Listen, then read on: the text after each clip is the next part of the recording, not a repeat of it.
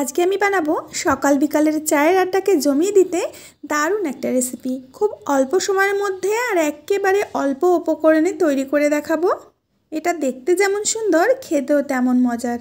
এটা তৈরি করে তোমরা বেশ কিছুদিন স্টোরও করতে পারবে, বাচ্চাদের টিফিনে দিতে পারবে, অফিসের টিফিনে দিতে পারবে। তাহলে চলো বন্ধুরা, দেখে নাও কিভাবে আমি এই রেসিপিটি তৈরি করেছি। সবার প্রথমে আমি নিয়ে নেব 100 ml দুধ। 1 কাপ দুধ নিয়েছি, 1 কাপে 100 ml দুধ আছে। সাথে দিয়ে দেব 1 চামচ মতো ইস্ট। যদি হাতের কাছে ইস্ট না থাকে তাহলে বেকিং পাউডার বা ইনো যে কোনো কিছু একটা দিতে পারো। খুব ভালো করে আমি মিশিয়ে নিয়েছি। এবার এর মধ্যে দিয়ে দিতে হবে চিনি। এখানে আমি 50 গ্রাম মতো চিনি ভালো করে গুঁড়ো করে নিয়েছি। চিনিটাকেও খুব ভালো করে দুধের সাথে এইভাবে মিশিয়ে নিতে হবে। এবার আমাদের লাগবে একটা ডিম। ডিমটাকে আমি ফাটিয়ে এর মধ্যে দিয়ে দেব।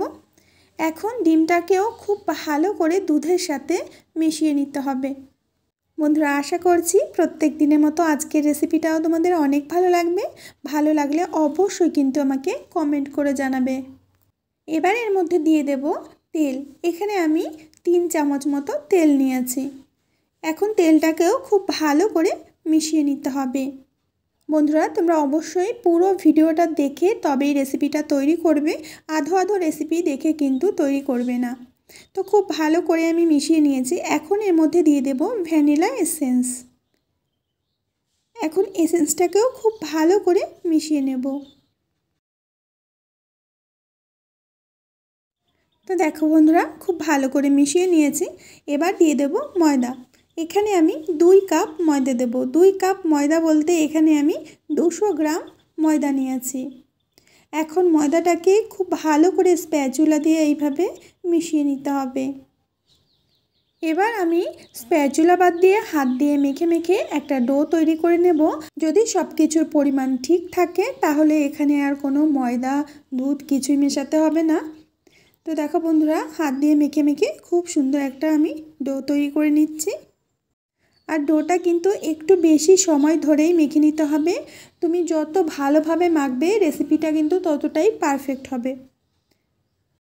এখন আমরা ময়দার ডোটাকে কিচেন স্ল্যাবের পরে রেখে দিয়ে মাঝখানে একটু জায়গা করে নেব।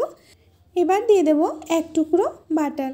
1 টুকরো বাটার বলতে এখানে 10 থেকে 15 গ্রাম মতো বাটার রয়েছে। বাটারটাকে খুব ভালো করে ডোর মধ্যে এইভাবে আটকে দিতে হবে। এখন আমরা ডোটাকে খুব ভালো করে আবারও মেখে নেব। আমি ঠিক যেভাবে মাখছি এইভাবেই মেখে নিতে হবে বন্ধুরা। হাতের তালু দিয়ে দেখো ঠেসে ঠেসে এইভাবে মেখে নেবে। তোমরা হয়তো বলতে পারো এতটা মাখামাখি দেখানোর কী দরকার আছে। তোমরা যাতে রেসিপিটা একেবারে পারফেক্টভাবে তৈরি করতে পারো তার জন্য কিন্তু আমি তোমাদের বুঝিয়ে দিচ্ছি যে কিভাবে কি করতে হবে। তো দেখো ময়দার ডোটা আমি মেখে নিয়েছি আর একেবারে সফট হয়ে গেছে মাখতে মাখতে। তোমরা বুঝতেই পারছো ডোটা কতটা সফট হয়েছে। আর খুব ভালোভাবে মাখলেই কিন্তু এই জিনিসটা হবে, না হলে হবে না। তো দেখো এখন এই ডোটাকে আমরা রেস্টে রেখে দেব।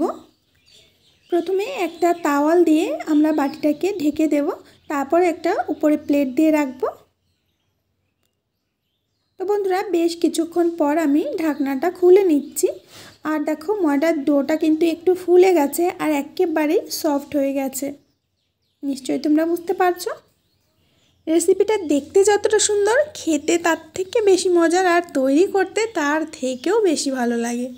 তো দেখো কিচেন স্ল্যাবের পরে একটু ছড়িয়ে দিয়ে তারপরে আমি চাকু দিয়ে এইভাবে প্রথমে 4 ভাগে ভাগ করে নেব। তারপরে প্রত্যেকটা ভাগের উপরে 2 ভাগ করে দেব।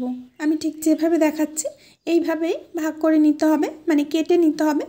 আর প্রত্যেকটা অংশ এইভাবে নিয়ে নিয়ে আমরা একটা লেচি বানিয়ে নেব হাতের মধ্যে নিয়ে। ঠিক আমি যেভাবে দেখাচ্ছি এইভাবে প্রথমে প্রত্যেকটা লেচি তৈরি করে নিতে হবে। দেখো বন্ধুরা, আশা করছি আজকের রেসিপি তোমাদের অনেক ভালো লাগবে। যদি ভালো লাগে অবশ্যই লাইক করবে, কমেন্ট করবে, শেয়ার করবে।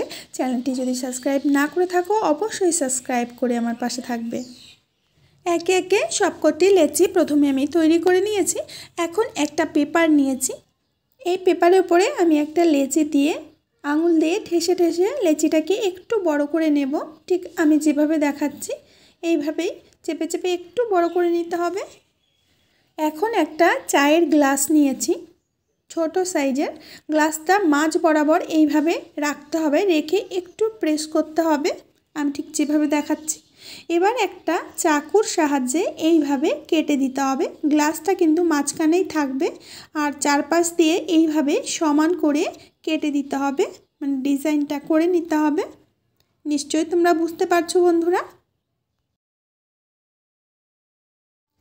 এবার প্রত্যেকটা অংশ এইভাবে আঙুল দিয়ে চেপে দিতে হবে, ঠিক আমি যেভাবে দেখাচ্ছি। নিশ্চয়ই তোমরা বুঝতে পারবে।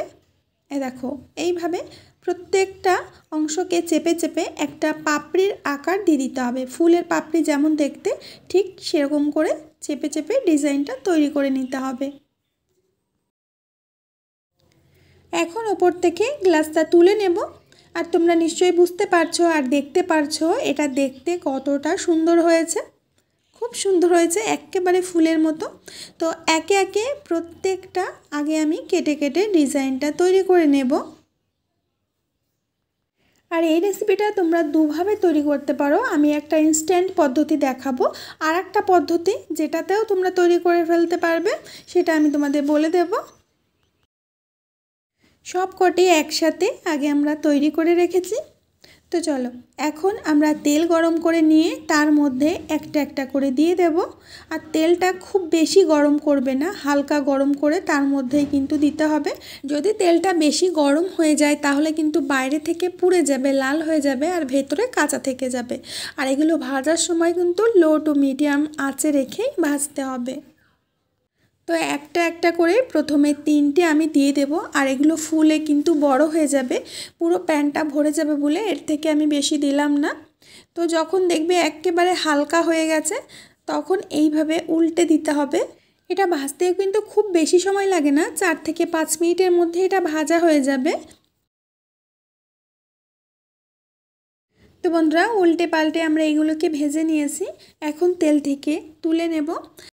আর এগুলো দেখতে কিন্তু খুবই সুন্দর হয়েছে, ফুলে বড় বড় হয়ে গেছে আর একেবারেই হালকা হয়ে গেছে।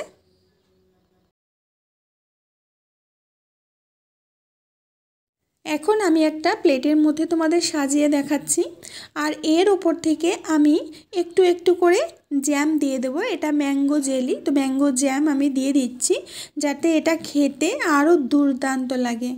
বন্ধুরা একবার হলেও এই রেসিপিটা বাড়িতে ট্রাই করবে, আশা করছি তোমাদের ভীষণ ভীষণ ভীষণই ভালো লাগবে। তো আমার প্রিয় বন্ধুরা আজ আমি এখানেই বিদায় নেব, আবার দেখা হবে নতুন রেসিপির সাথে। ততক্ষণের জন্য সবাই ভালো থেকো, সুস্থ থাকো। কমেন্ট করে অবশ্যই জানিও যে আজকের রেসিপিটা তোমাদের কেমন লেগেছে।